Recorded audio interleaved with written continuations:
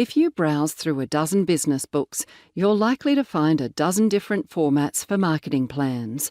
Most of these formats have their merits, but here are the elements of a format I find work just fine. Introduction. Start with an engaging introduction that explains who you are, what you're selling, what kind of brand you're trying to build, and your unique selling proposition. I talk about these topics in the following section. Target market. Who are you selling to? Is your typical customer young or old, from the city or from the country?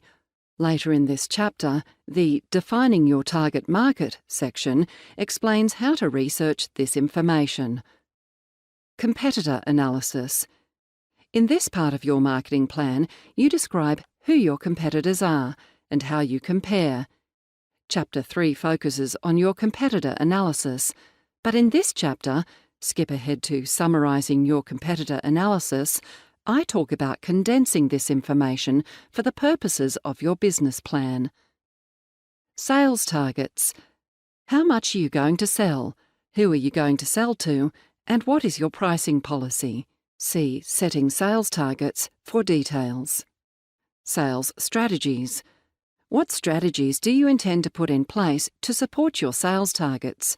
Later in this chapter, Creating Strategies to Support Your Targets outlines possible tactics. Customer service.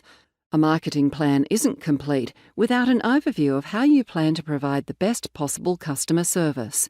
See Planning for Customer Service later in this chapter to find out more. Review process.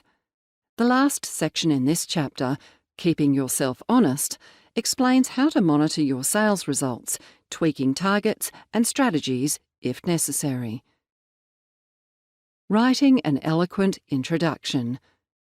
In Chapter 2, I suggest that you start your business plan with a strategic advantage statement that explains how your product or service benefits your customers and what differentiates your business from its competitors.